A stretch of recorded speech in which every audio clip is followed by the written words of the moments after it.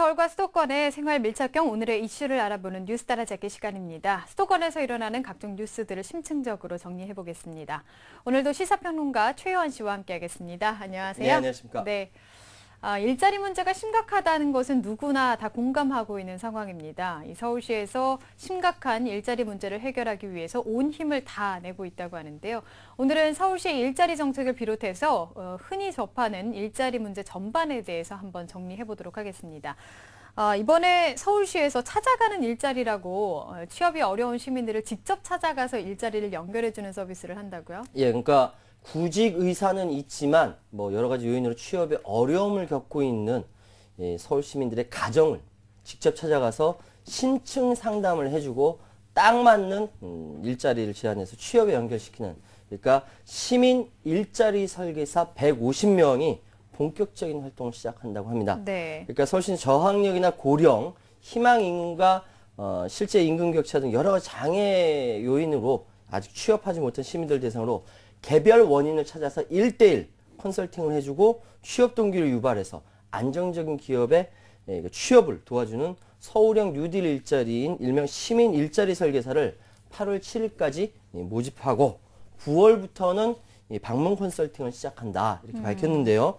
서울형 뉴딜 일자리는 시민에게 부족했던 공공 서비스는 확대하고 시민들에게 일자리를 제공하기 위해 추진하고 있는 사업으로 상반기 18개 사업에서 3,900여 개의 일자리를 창출한 바 있습니다. 네, 아이디어가 참 돋보이는 것 같습니다. 네. 근데 이게 설계사분들도 시민분들인 거죠? 그렇죠. 네, 그러니까 시민들의 일자리를 연결해주면서 자신도 일자리를 얻을 수 있으니까 참 보람도 느낄 수 있을 것 같은데요. 네. 구체적으로 좀 알아보죠. 그러니까 이번에 선발하는 시민 일자리 설계사는 먼저 동주민센터에서 근무하게 된다고 하고요. 여기서 관할한 통장이나 반장, 종합사회복지관 등에 협력해서 구직의사는 있는데 취업에 어려움을 겪고 있는 서비스 대상을 일단 먼저 조사합니다. 네. 여기까지가 1단계고요. 그 다음에 이제 이어서 각 대상자별로 상담 일정을 잡고 이제 방문을 하는 2단계. 그리고 각 대상자의 연령과 학력, 또 이렇게 건강 상태나 구직의사, 직업훈련 필요성 등 개인별 특성을 파악을 하죠. 여기까지가 이제 3단계입니다. 네. 가장 중요한 이제 직업을 알선하는 거죠. 상담 자료를 바탕으로 자치구의 취업정보은행의 취업상담사 협의해서 개인별 특성에 적합한 기업을 알선하고 필요시 동행 면접을 통해서 1:1 밀착 지원 서비스를 제공합니다. 네. 좋은데요, 이거? 이렇게 4가지 단계를 거쳐서 취업을 이제 알선하고요. 만약 네. 직업훈련이 필요하다, 그렇다고 한다면 관련 교육과정에 있는 서울시 기술교육원 등 직업훈련기관과도 연결을 해줘서 이렇게 지속적인 멘토링 서비스까지 제공한다고 합니다. 네. 이 시민 일자리 설계사 자체가 이미 일자리를 창출하는 것인데요. 이 설계사들이 업무에 대한 경험과 능력을 쌓아서 직업 상담사로서 보다 안정적인 민간 일자리 취업할 수 있도록 직무 교육이라든지 인문학 강의 등을 실시하고요. 또 실무를 효율적으로 진행할 수 있도록 업무 매뉴얼을 제작해서 서울시가 제공한다고 하네요. 네, 그러니까 이 설계사분들 개인적으로도 참 좋은 예. 기회가 될 수 있을 것 같은데요. 예. 이 시민 일자리 설계사가 되려면 자격에 어떤 조건이 있어야 될까요? 이게 이제 제가 방금 120 다산 콜센터에 전화를 하게 됐는데요. 네. 시민 일자리 설계는 만 18세 이상 서울 거주자 중 직업 상담사 자격증을 취득한 사람. 네, 좀 아쉽죠. 이런 시민이라고 한다면은 누구나 신청할 수 있고요. 일단 지역 사정이 밝은 경력 단절 여성이라고 한다면 우선적으로 선발할 계획이라고 합니다. 네. 여성에 대해서 우대하는 서울시입니다. 네. 한 세대에서 2인 이상 참여할 수는 없고, 또 그 지원자가 대학생이나 대학원생, 또 공무원 가족은 또 신청할 수 없다는 한계가 있네요. 모집 관련 상세 내용은 서울시 홈페이지와 그리고 서울 일자리 플러스 센터, 그리고 각 자치구 홈페이지를 통해서 확인이 가능하다고 합니다. 선발은 일단 재산이나 소득 조회를 거쳐서 1차 서류 심사하고요. 2차 개별 면접을 통해서 8월 28일 수요일 최종 합격자를 발표한다고 합니다. 네, 이게 경쟁률도 좀 되지 않을까 하는 예, 생각이 그럴 좀 것 같아요. 드는데 서울시 시민 일자리 설계사 여러분의 많은 참여를 바라겠습니다. 특히 이 경력 단절 여성분들 우선 선발한다고 하니까 꼭 기억을 해주시고요. 이 일자리 문제가 사실 심각한 사회 문제가 된 것이 어제 오늘 일이 아닙니다. 특히 양극화 문제가 심각한데 얼마 전에 보도를 보니까 이미 60대 아버지 세대와 그 취업자 수가 20대의 취업자 수를 넘었다고, 아들들의 세대, 예. 네, 취업자 수를 추월했죠. 넘었다고 하죠. 네, 추월했죠. 그림 하나 준비했으니까 한번 보시면서 이야기 나누시죠. 이 화면은 서울시 20대와 60대 이상의 연도별 취업 상황을 나타낸 그림입니다.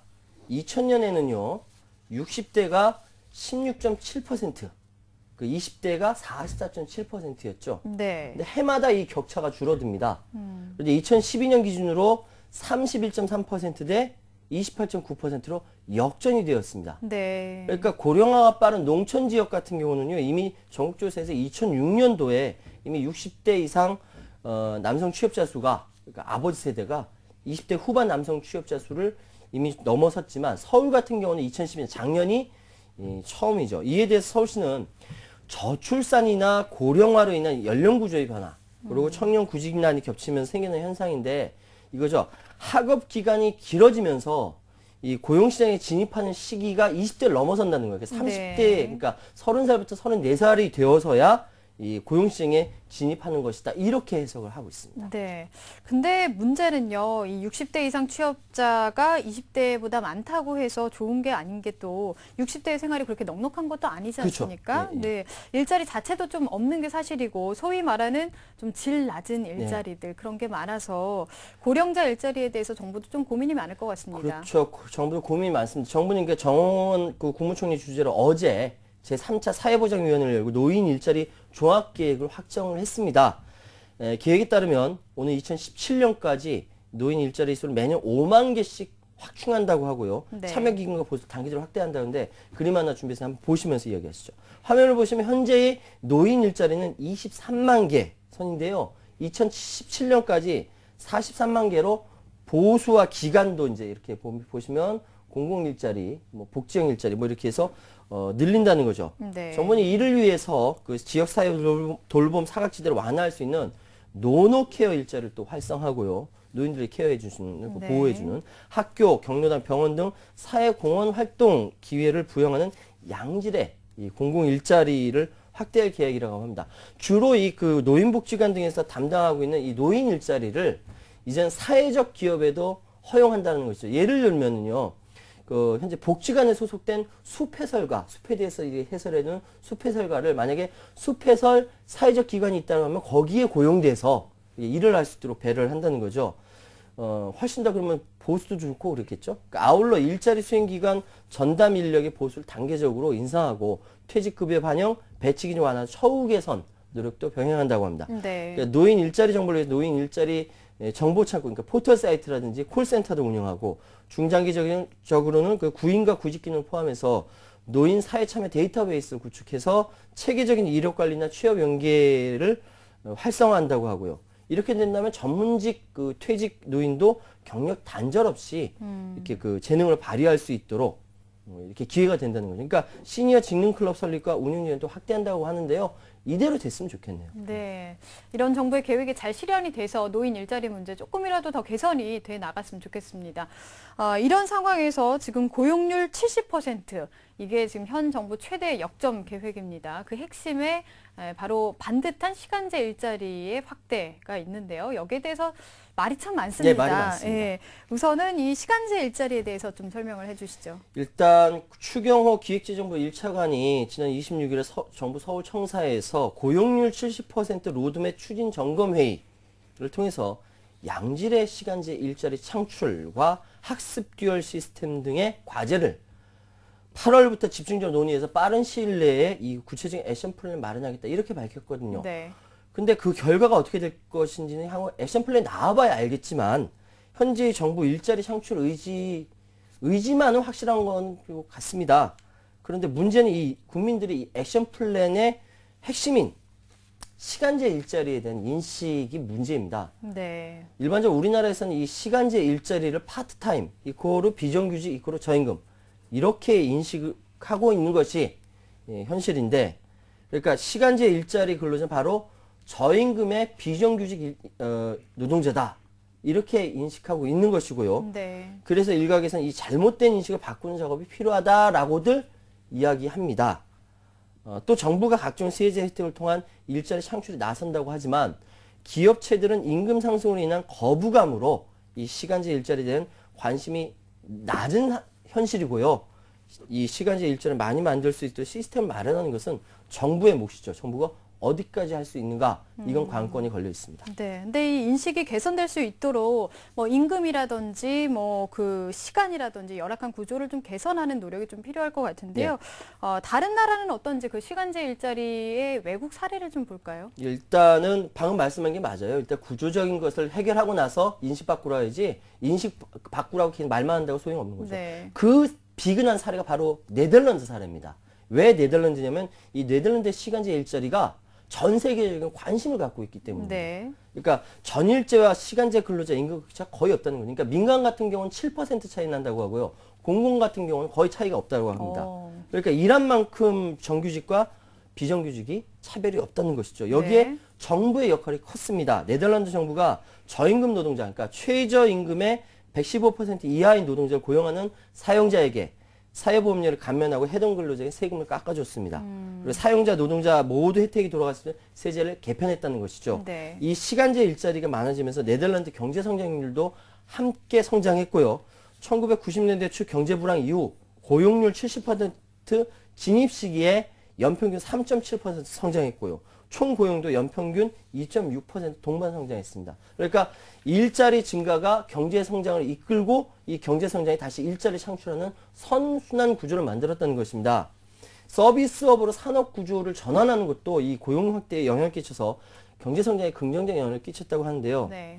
이 네덜란드 경제가 1970년대 후반에 저성장과 높은 실업률로 인한 지나친 복지, 이른바 네덜란드병으로 불리는 위기에 직면한 적이 있었습니다. 네네. 근데 이때 어떻게 했냐? 네덜란드의 노사정이 임금 인상 자제, 그리고 노동시간 단축, 고용 활성화라는 고용 창출에 합의하는 이른바 바세나르 협약을 체결했습니다. 네. 이 노동시간 단축을 통한 시간제 일자리가 활성화되는 계기점이 되었죠. 이게 지금의 네덜란드 현실을 만든 것인데요. 현재 네덜란드 임금 노동자의 40%가 바로 이 시간제 근로자라고 합니다. 네, 그러니까 노동 시간을 좀 줄이면서 시간제 일자리를 더 확대하고 예. 이게 전반적인 경제 성장으로 좀 이루어질 수 있었던 것 같은데요. 다른 나라의 사례를 좀 더 볼까요? 참 부럽죠. 예를 들어서요. 페이스북, 우리 시청자 여러분 많이 하실 겁니다. 페이스북의 신임 부회장 니콜라 맨델슨이라고 하는 아이 넷을 가진 워킹맘입니다. 네. 15년 동안 일주일에 4일은 직장에서 3일은 가정에서 집중하는 선택 근로를 통해서 일과 가정을 모두 다 챙겼다고 합니다. 네. 페이스북의 부회장님식이나 되시면서. 영국의 경우는 4명 가운데 1명이 이 시간제 근무를 선택하고 있다는, 예를 들어 중앙공무원의 20% 그리고 지방공무원의 절반가량이 시간제 노동자라고 합니다. 네. 내년 4월부터는 한 직장에서 6개월 이상 일했을 경우 영국에서요, 자신의 업무 형태를 스스로 조정할 수 있도록 하는 새로운 제도가 시행된다고 합니다. 정부는 이 다양한 업무 형태를 보장하기 위해 임금이나 복지 혜택에서 전일제 노동자와 차별하는 것을 법적으로 엄격히 금지하고 있는 상황이죠. 네. 그러니까 이 시간제 일자리가 현실에 맞춘 그 새로운 업무 형태로 좀 자리를 잡았다는 건데 참 부럽습니다. 예. 들을수록. 네. 근데 우리 사회에서는 왜 이렇게 시간제 일자리가 제대로 자리를 잡지 못하고 있는 것인지, 어떤 이유 때문에 가장 원인이 클까요? 이게 참 답답한 노릇인데요. 노동시장, 예를 들어서 쌍용차 24분이 스스로 목숨 끊고 있는 현실인데도 불구하고 언론에서는 보도조차 안 합니다. 네. 뉴스 따라잡기에서는 해요. 사실 이 시간제 일자리 문제는 이미 이명박 정부 시절에 진행을 한 바 있습니다. 2011년 시간제 노동자 임금과 근로 조건의 시간 비례 원칙, 차별금지 원칙을 명시하는 이른바 시간제 근로자 고용촉진법 제정을 추진했다가 국회와 노사의 반대에 부딪혀서 좌초했습니다. 그러니까 네. 재계는 고용비용이 증가한다, 결사 반대했고요. 노동계는 이건 질 나쁜 일자리 창출하는 거 아니냐 반대했고요.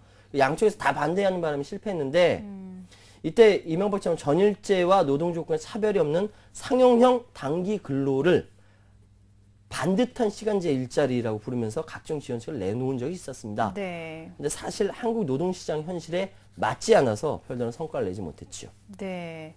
그러니까 여기서 중요한 건 차별 없는 일하는 것 같아요. 예. 그러니까 똑같이 돈을 받아야 한다는 것은 아니지만 예. 일한 만큼 그게 좀 보장이 되는 그런 구조가 가장 중요할 것 같습니다. 오늘 일자리에 대해서 여러 가지 얘기를 좀 해봤는데요. 좀 정리를 해보죠. 새 정부 들어서요, 경제 회복을 위해서 아까 말씀드렸던 네덜란드 사례 들면서 바세나르 협약에 대해서 이야기를 많이 합니다. 그런 이야기가 많이 나오고 있고 정부 관료 입에서 그런 얘기가 많이 나오고 있는데요. 이때 어떻게 된가 노동계가 먼저 이대로 가다가 나라가 망한다.